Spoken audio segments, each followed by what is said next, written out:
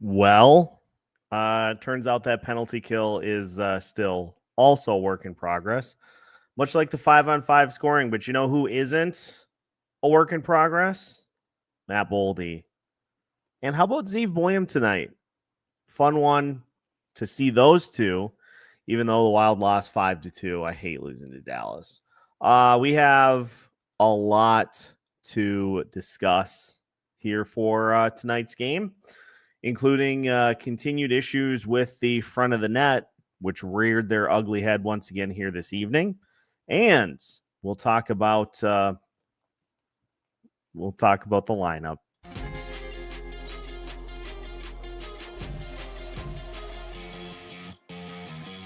You are Locked On Wild Postcast, part of Locked On Minnesota on the Locked On Podcast Network. Your team every day. Minnesota Wild lose by a final score of 5-2 to the Dallas Stars to fall to 2-2 on the season. Alex Micheletti joining us for a late postcast here tonight. And Alex, I mean, we're still trying to iron out what has been a big issue for this Wild team. So instead of continuing to bang the drum for that to start, we're going to start as we are going to with these postcasts from now on. Let's start with the standouts. We got to start first and foremost with Matt Boldy, who had another goal, power play goal on a nice deflection out front. 10 shots on goal. And you want to talk about a guy who has been just great to start the season and really looks like he has taken what he did in the postseason and just elevated. Matt Boldy certainly looks like he has. And I saw what he had another 7 shots that were attempted that could have been on net too. He was just an animal, and it doesn't matter who he plays with. It just seems like he's locked and loaded, and he's taken his summer training to heart and come out with a bang. I saw someone tweeted that he scored in that last Wild playoff game too, so it's basically like 5 games in a row with the goal for in the regular season. So they're going to need that. If they want to get back to the playoffs, they're going to need his production to continue. And I thought Zeev Buium was actually even better than Boldy.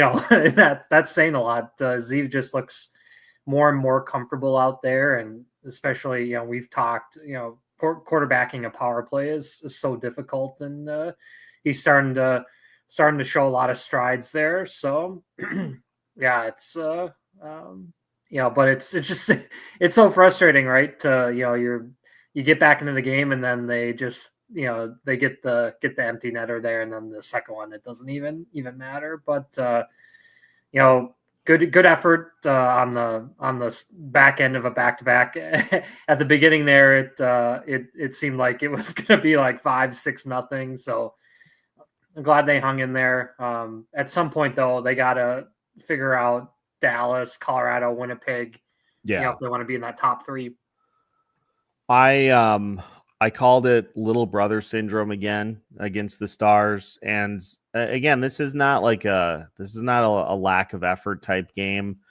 It's more of the lack of execution, I think, and just this is a good example. This is a good example of like quality versus quantity of shots, because the Wild generated tonight 4.74 expected goals and only got 2 on the power play. So Jake Ottinger was standing on his head, but that's the same as what Elvis Merzlikins did. The Wild just have not been able to consistently attack in 5-on-5, which is something that is going to need to be addressed. The power play success so far to start the season is fantastic. It's awesome, but it's not sustainable. Like, it is not something that you can rely upon for a full season. It's very encouraging, but the 5-on-5 play has got to get ironed out. Like, just looking at where the shots came from here tonight, 51 unblocked shot attempts for the Wild, 38 of those at low danger. They did have 6 medium danger attempts and 7 high danger attempts. So, the percentage is actually better than I thought they would be, but it just seemed like as the game wore on, there were more attempts from further and further out. And that's exactly what Dallas wants. That's exactly what Dallas was trying to do, was they were trying to get you outside. You got to fight to the net. You got to fight to the net. And that's really the only way that you can crack a goalie like Jake Ottinger in these types of games. Yeah, I saw a tweet of yours, net front pressure has been a struggle for years. And you look at, that's where Boldy got, his goal was battling out front, but there just wasn't enough of that, and they made it easy for Ottinger. He didn't have to make a ton of big saves. He made the saves that he needed, and it's just you could tell. I think Dallas was really rattled with Duchene getting knocked out of the game, and kind of took advantage of that. And we'll see if there's any discipline for Middleton, but it didn't look too dirty. Dallas fans are going to say the opposite, but it's tough when you lose one of your best players in a collision like that. Yeah. Now I want to talk about this from Levi, because I was a little curious about this as well. Jack Roslovic signing with the Edmonton Oilers. From what Michael Russo said, the Wild were interested, but Roslovic chose the Oilers because they offered more money. And I think they also offered him something that I don't think the Wild would have offered, which was a top 6 opportunity. Like he slotted in as a second line wing for the Oilers in already. I don't think that opportunity was here. Are you gonna turn down playing with Draisaitl and McDavid? And they've been also in that. If you look at where Roslovic is, where he's signed, because he hasn't been a place for very long.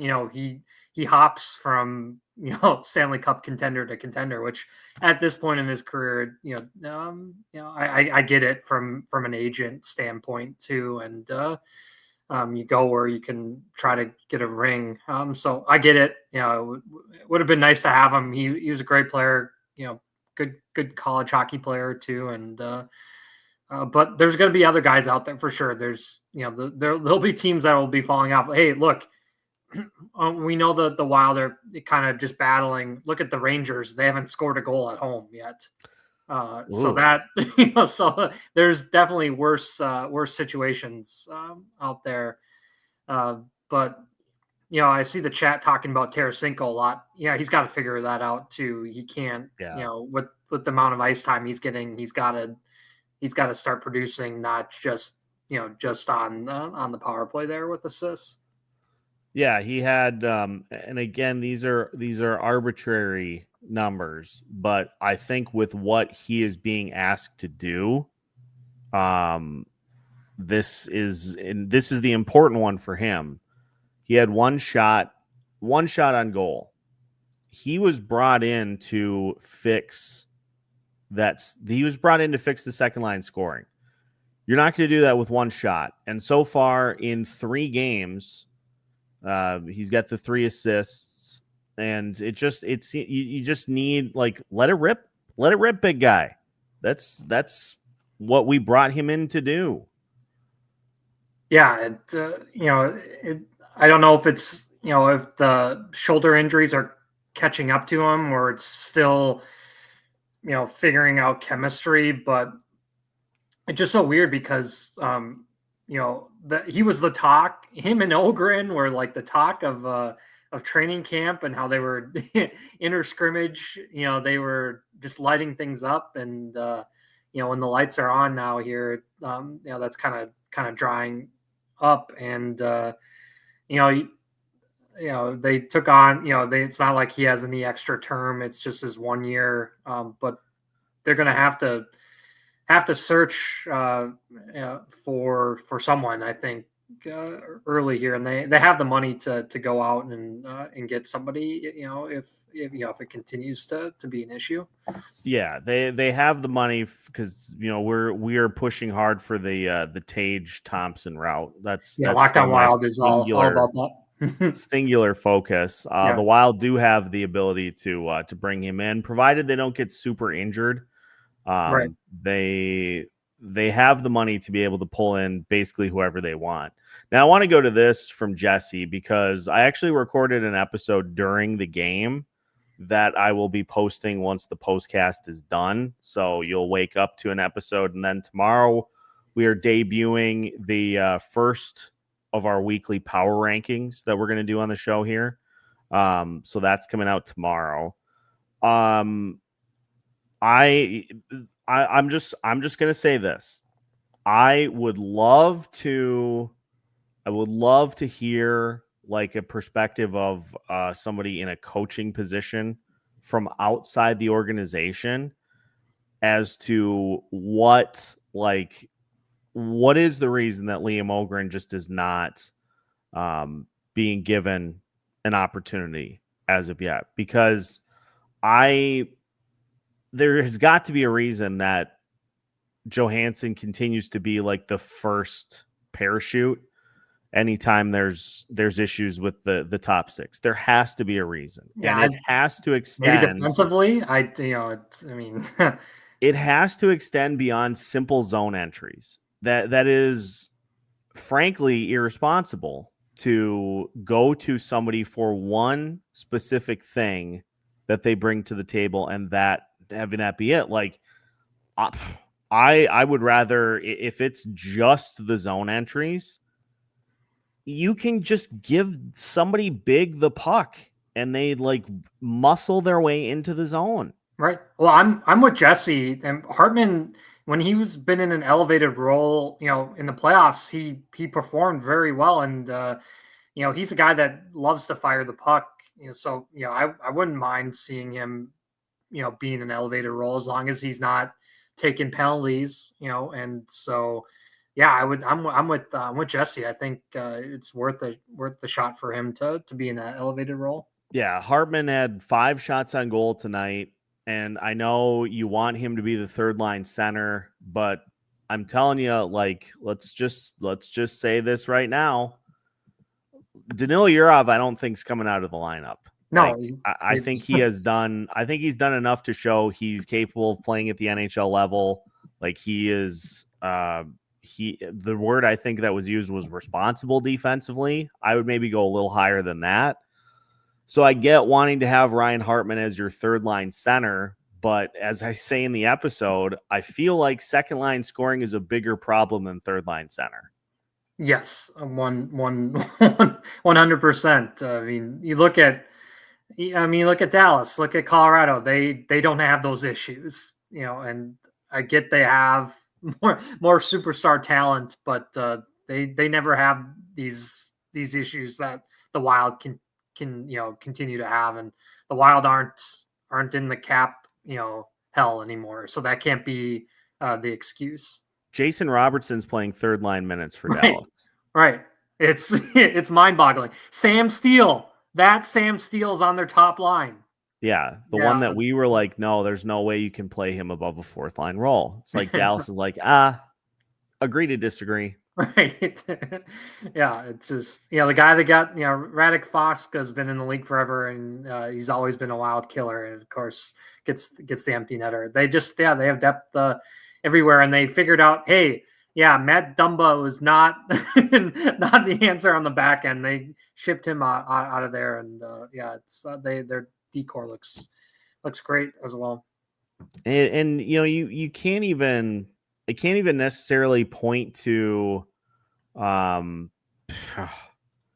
again, like, let's circle back to the net front stuff. Yeah, Zach Bogosian probably has 60 pounds on Sam Steele. I'm maybe slightly exaggerating, but That was the reason that power play goal was scored from the outside, is because Bogosian was in the fight of his life against Sam Steele in front of the net. What's more shocking, Steele being a first-round pick, or Bogosian was a top 3 pick? He was original Atlanta Thrasher.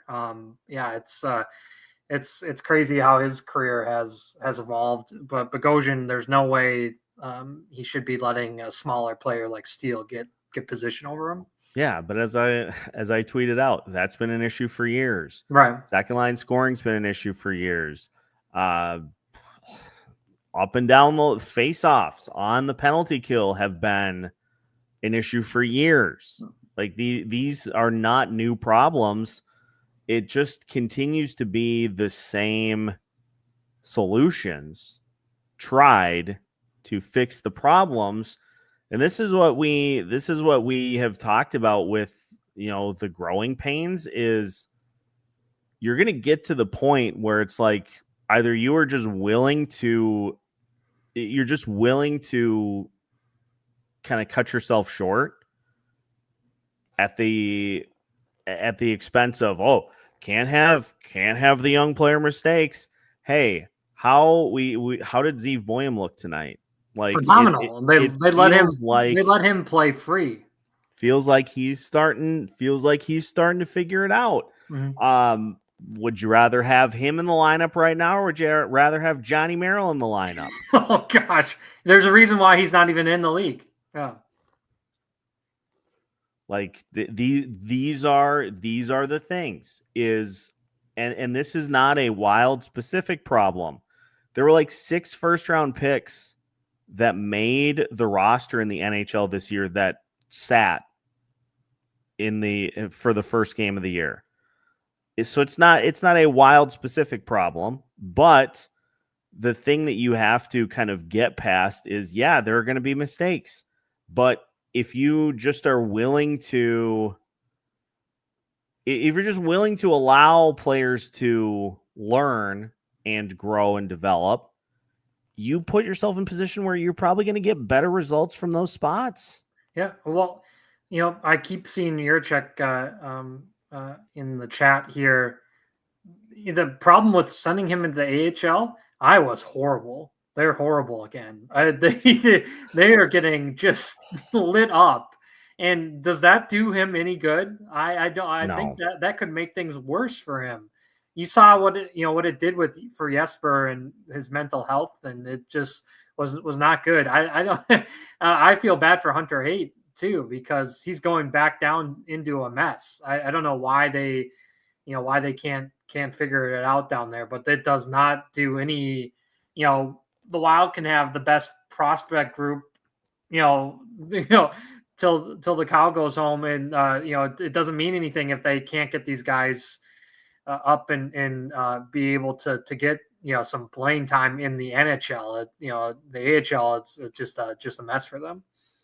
Yeah, and I don't know what the right answer is, because we point to we'll just pull Bogosian out of the lineup.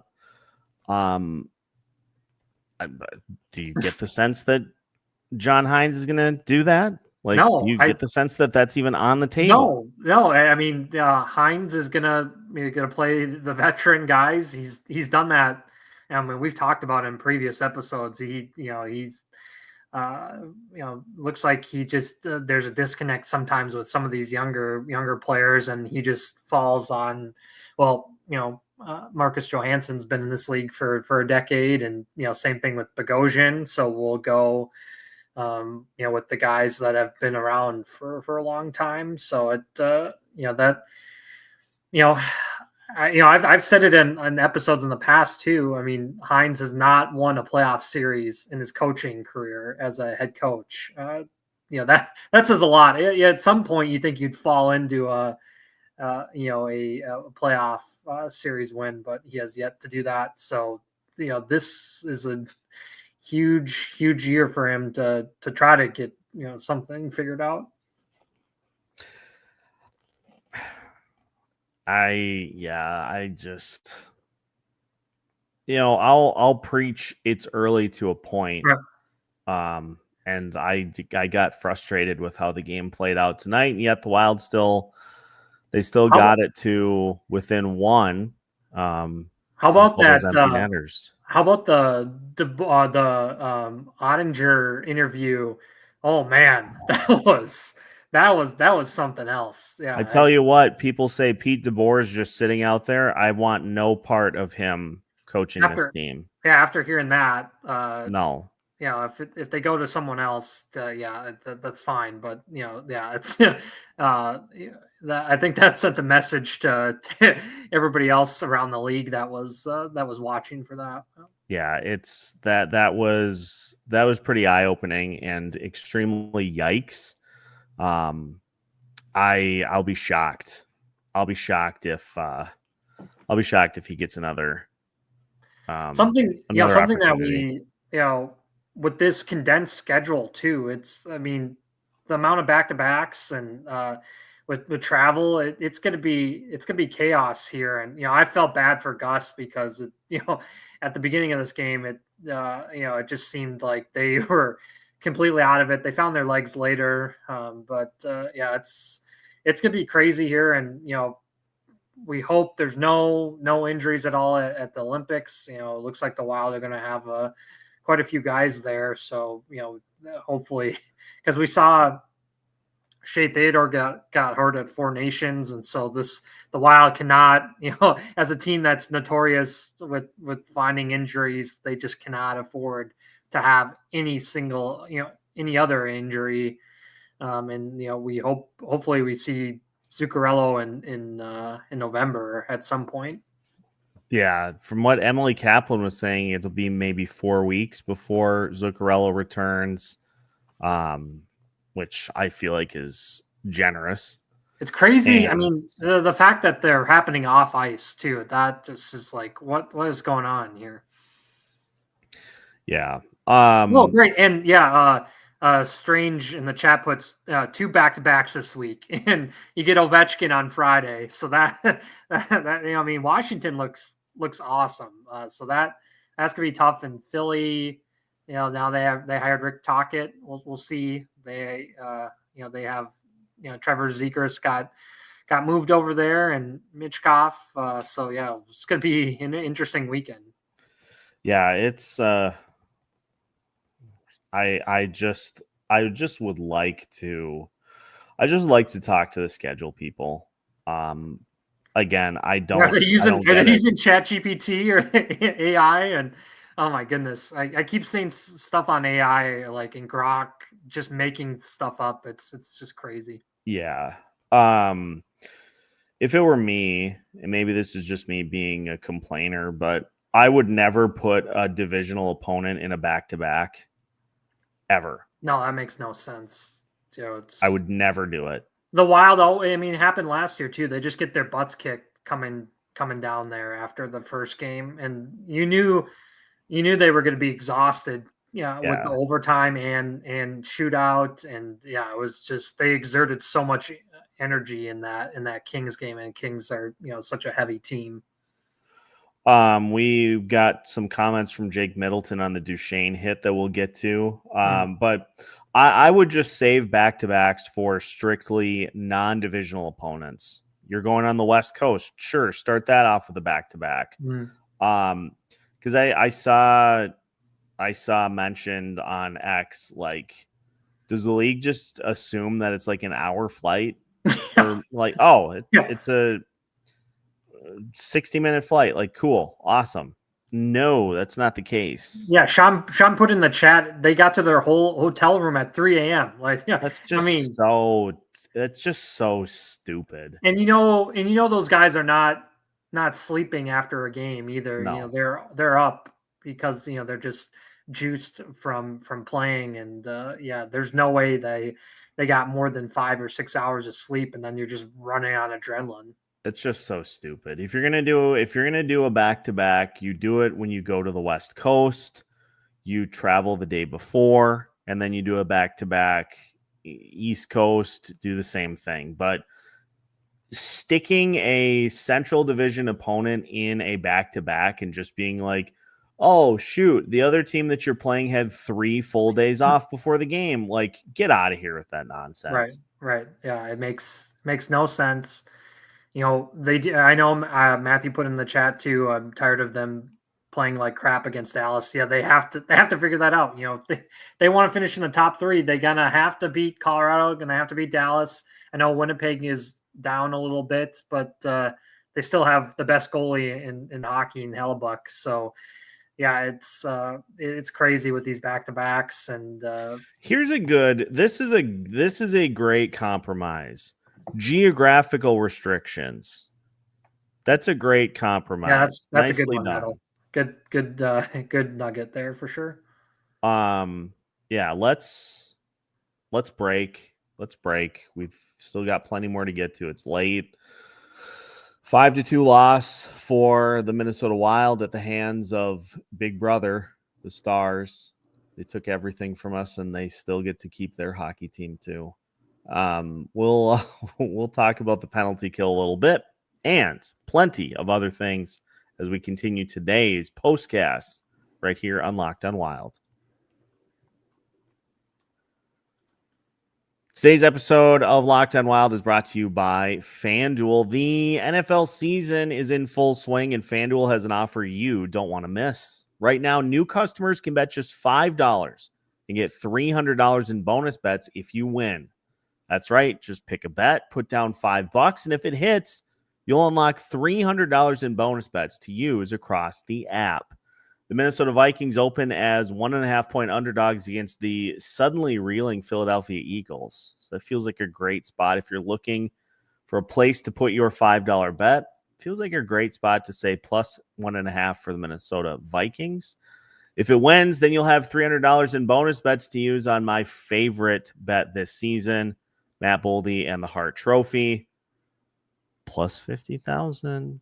That's just, you're losing money if you don't go, if you don't give that a look. So that's my thought. And, go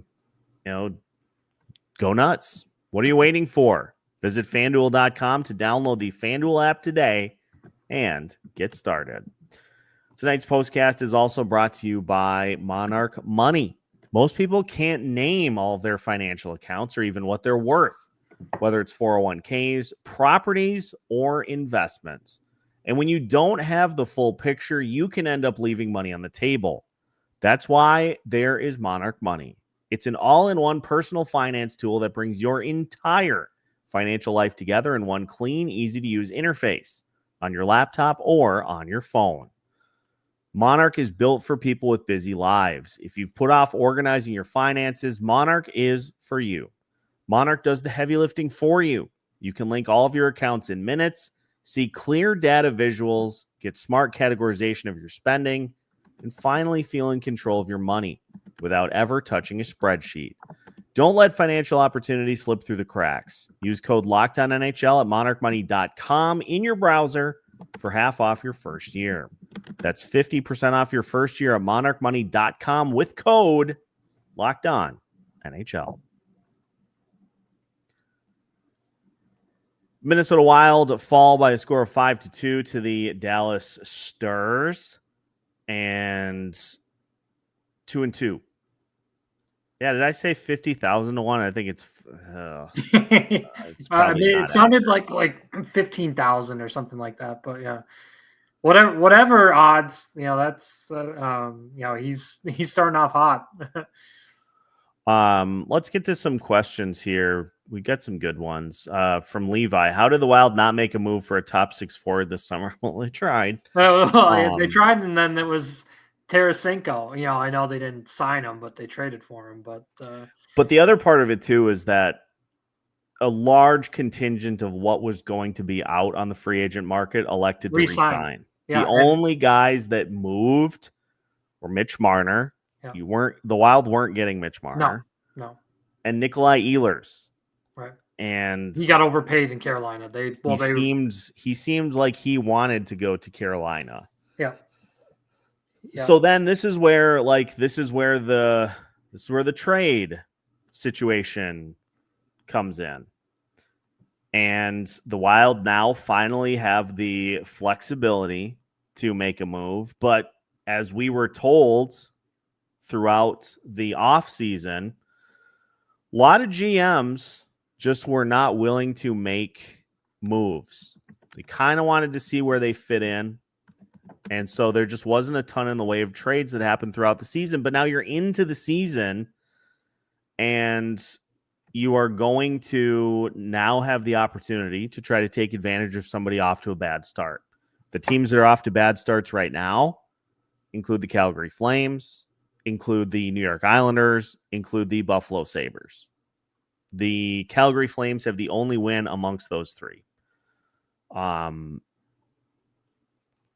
It's take your pick. I mean, I feel like the Sabres have more to offer.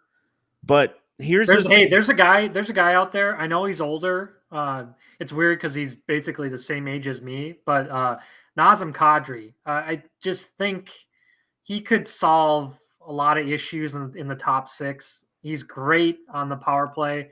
He's got some snarl. He seems like the type of Bill Guerin guy, to get under skin. I'd be calling Calgary if he becomes available at all. Yeah. And I'm not looking for get somebody for just this season. Yeah. If you're going to meaningfully impact the second line, you can't Band-Aid it. No. And for those that are saying, well, just leave those spots open for the younger guys. Well, they aren't going to play them. Yeah, you can't. Well, what's the point in leaving them open if they're not going to play them? But you're going to have a spot next year when Matt Zuccarello likely retires. You're going to have a spot available there. Early returns on Vladimir Tarasenko. Keyword early, but early returns on Vladimir Tarasenko. Casper the Friendly Ghost. Not great. Not ideal. What's the future considerations going to be to Detroit? So you're going to have places for those guys to fit in, and I'm at the point where I'm like, you have to monitor what is going on in Buffalo because Tage Thompson's already been vocal. This has got to get fixed. Crazy how vocal he's been, but I mean, I get it. It's. He's in the same spot that Eichel was in. He's in the same spot that every player before him has been in. Mm-hmm. So I can't fault him whatsoever because, you sign you sign with a team and you become the centerpiece of that team. The expectation is that they're going to do what it takes to put a competitive team together. And, I don't know. It doesn't seem like Buffalo has done that. Now they're a very young team. Mm-hmm. So this is where I'm kind of the belief that Buffalo could benefit from some veteran type players. The Wilds seem to have a glut of those. So you're not going to make a trade. The earliest that Bill Guerin has made trades in the past is in November. So you're not going to make a trade right now. It's infinitely too early to be looking at this. But again, I will say, if there is a time that Tage Thompson or a player like that becomes available, you have got to get into the conversation. Yeah, Ezekiel makes a good point in the chat too.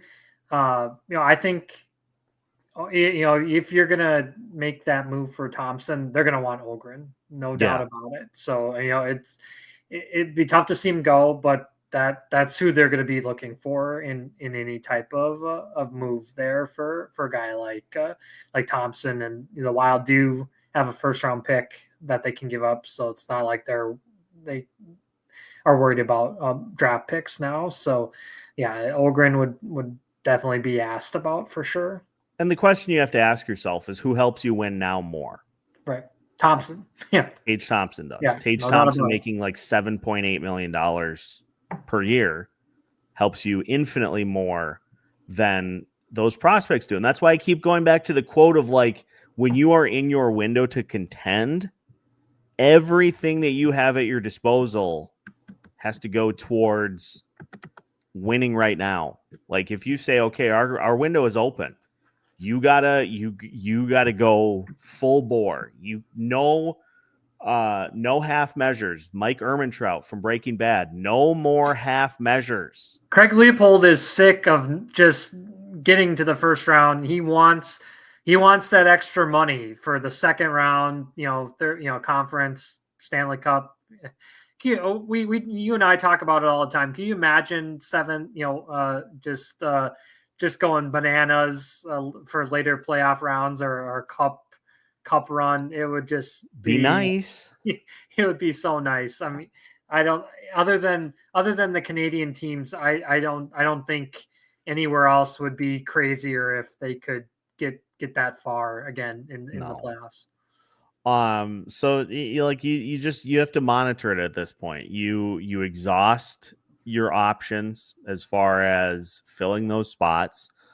Let's bang the drum again for Ryan Hartman to be one of the next that gets that opportunity. Mm-hmm. I think he certainly has earned it. Yep. I know that kind of leaves you in a little bit of a predicament in as far as the bottom of the lineup centers go, but you figure it out. You can figure it out. They can figure out. They have enough players. They signed a couple guys in Iowa, veterans that can help out, if need be too, and get them in, we'll see. As far as what else I wanted to get to here tonight, the Chiefs and the Eagles didn't win a Super Bowl for 50 years until they did. Why not? Yeah, the Cubs broke their curse. The Red Sox broke their curse. Let's do it. The Boston Red Sox said, "We don't want Babe Ruth. We don't want Babe Ruth." No. And they paid for that for over a century. Yeah, I think Panarin's the Jesse put in the chat, is Panarin on the table, or is that a rumor? Oh, well, he has the same agent as Kaprizov, so anytime you have Theophanos, he's gonna try to maybe put that together at some point. We'll see. Yeah, and I wouldn't be opposed to Panarin, but I would look at him as more of a this year type addition. I don't know if I would want to go unless he plays exceptionally well. I don't really want to go beyond this year for a player like that. Well, I don't think he would re-sign here. I think Theophanos has got something. He'll, and those Russians love being on the coast. So he's like, I got 17 for Kaprizov. I'm going to get 19 for Panarin. Right. And the Anaheim Ducks are like, thank God we can finally get to the cap floor. Artemi, do you want to go play in Anaheim and not worry, don't have any media pressure and get 20 a year, or LA or Tampa Bay? Yeah, I mean, they love being in the big cities. Dom Leshuzin of The Athletic puts together game scores after every game. Zeev Buium had the highest game score of any Wild player tonight, and that included offense and defense. He's a teenager. Krill and Matt Boldy were second and third. Guess who was fourth? Oh boy. Is it 90? No. Oh, thank goodness. Oh, he was fourth to last. Okay, I was gonna say I thought you were trying to trick me. Oh man. Zach Bogosian. Wow. Okay. Well, that's where analytics are just, who knows? Yeah. I don't analytics, know. I feel like sometimes are jazz hands. Like, yeah. Hey, look at what I'm doing right here. Don't pay attention to what else is going on. Was Grok doing the analytics tonight for Dom? I don't know. Could have been. Yeah. Pay attention to the top three on the list and don't bother with any of the others. Yeah, it's crazy. Urban put in the chat again, Robertson's overrated. Well, I don't know why they have him on the third line. If they're trying to re-sign the guy, he's not gonna want that if he continues to be on the third line. Gullickson. Gullickson. I loved when they showed on the screen, like, hey, Gullickson was the coach for 2 previous seasons with Dallas, and then they had the little asterisk on the side that said did not make the playoffs either year. Yeah, that's a problem. You know, these Yikes. owners, I mean, if they don't get the playoff gate, they can see how enraged they would be. Speaking of Robertson, and how about this? All I see, and I know you and I joke about it, but all the time on Twitter I see it. All they're talking about is his brother and not getting an opportunity in Toronto. It's like this guy gets talked about more than his better brother, and I don't even think he's that great. And it's like they've tried to trade him for a couple of years now in Toronto, and it's no one wants him. Yeah, it's crazy. Who knows? Well, I think since it's 12:24 and I still have an episode to post tonight and also this to recap, I think we will call it for this postcast. We're going to do one on Friday, but then not Saturday. We're going to do one Friday, not Saturday, but then we'll do one on Monday too. So again, just trying to keep everybody as up to date as I can on the schedule. With it being MEA, no high school football game for me on Friday night. So we'll see how things go with the Capitals. The Wild typically play well against the Eastern Conference. So we'll see if they get back into the win column. But that's gonna wrap it. So smash that like button on your way out. And we've got an overnight episode coming up for you here tonight as well. And then power rankings tomorrow. So stay tuned. Make sure to like Locked On Wild. And as always, stay frosty. We've got you covered each and every day of the week right here on the Locked On Podcast Network. Your team every day.